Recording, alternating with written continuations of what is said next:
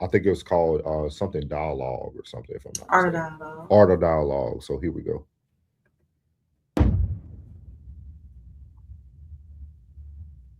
Yeah, the friend you referring to is Warren Hudson. He did an interview where he made a comment about how Nolan, he was drinking alcohol on the boat. Well, they all were. Who are they kidding? Who are they kidding? They all were. I bet it was, even if they had a 12-year-old on the island, he was drinking. So no, yes. So was he. So was everybody. So did everybody drown with bruises on the back of their neck? Did all the people drinking drown with bruises on the back of their neck? How is that relevant then? Unless he fell off, then you got dozens of witnesses seeing him fall off of a boat that is near the dock, because he wasn't on another boat. He stayed behind on the island, perhaps in the dock area. So what's the relevance of him drinking? He didn't get drunk and fall off in the ocean. We do know that. In someone else's boat. So that's no relevance. That's just like saying George Floyd was high, and so therefore they had a right to execute him. And so we're saying now, oh, well, Nolan had been drinking. That doesn't give you a right to execute him. When I say execute him, I mean kill, of course. Yeah, his friend doubled down that Nolan wanted to stay. He also said that it was common for people to leave their phones on the boat for it won't get water damage. No, not either. No teenager in the world, they would risk the salt. What is him? Salt water if you drop it? If you drop your phone in any water, you can drop it while you're on the dock. Drop it while you're in the boat. Drop it. So you can drop it in any place in the area of salt water. And so no, everybody, all those young people, it is not common. That's a lie. It is not common. And I have no facts to verify it other than common sense. And I don't believe that a lot of those teenagers actually leave their phones somewhere unattended for hours. That's what he would be suggesting. Because if you come there, you're not coming to the island for 10 minutes. You're coming to hang and party. And you're going to put your phone somewhere? You think, I don't believe young people can go an hour without their phone. I don't believe teenagers can go an hour without their phone without start shaking. Yeah, that's what I'm trying to figure out, because it still don't make sense to me, because they never told Nolan mom that they had a phone. She had to use an app to find out. So correct. Yeah, they had it and didn't turn it in. The only way they found it, as you just said, his mother had to use an app to find the phone, as opposed to them saying, oh, we have Nolan's phone. And the news comes on. Oh, Nolan is missing. Let's call his mom immediately. We don't have her number. Walk to the house. We didn't know the address. Oh, so he really wasn't your friend. Now we're getting closer to the truth. You don't even know where he lived. My sons, we did a version of our show today, the Mathis Family Tables, a YouTube show, podcast. And one of the things we discussed is what are real friends? What does real friendship mean? And it was in the context of the Nolan Wells case. And it was easy for me. It means trust / loyalty, and then being able to identify with you. And in many instances, that's why my family says, well, you don't have any friends out here in LA. I don't want no friends in LA. I can't identify with them, nor do I trust them. And in fact, if I trust you and love you, you can cross me. I'm going to put you on time out for a minute, but I'm going to re-embrace you out of love. Now, if you did something to me to hurt me, then I'm going to go nuclear on you.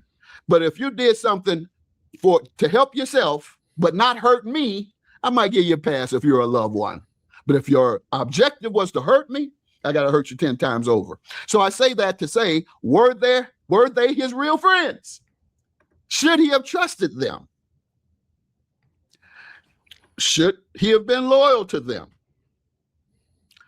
Should he have believed they would never do anything to harm him, that they would only look out for his best interests?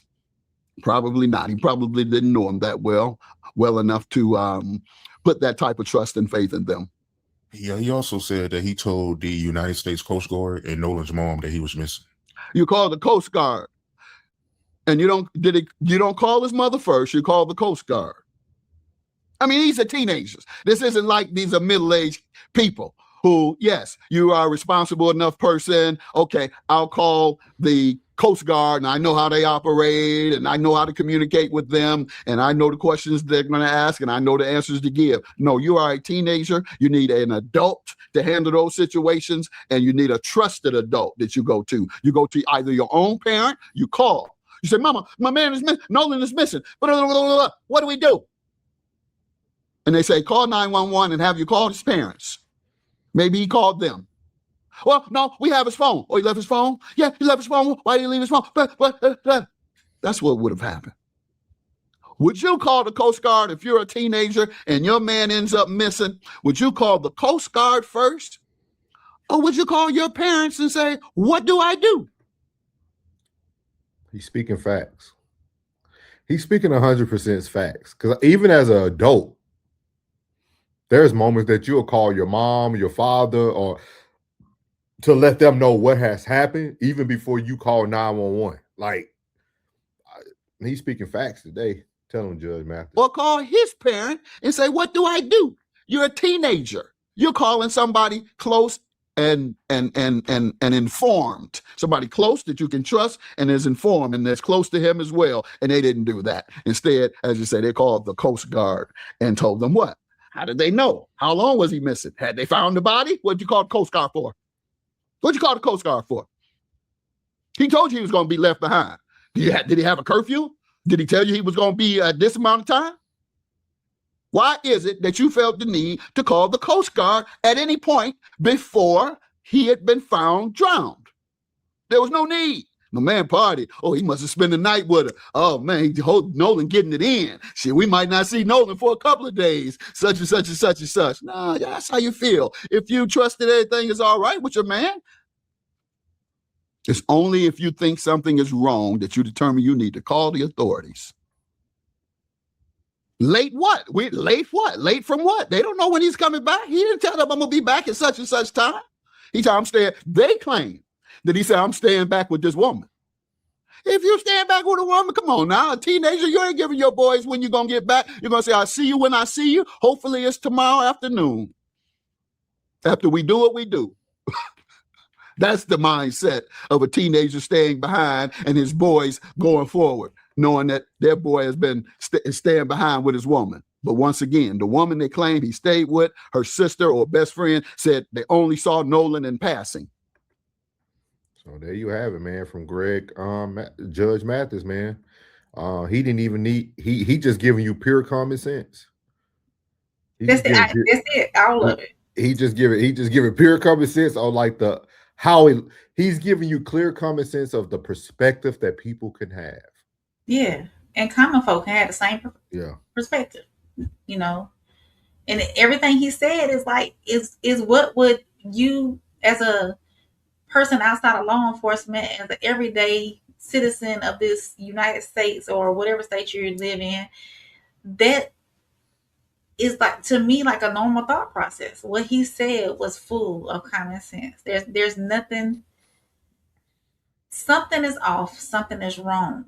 But like I said, what is it exactly?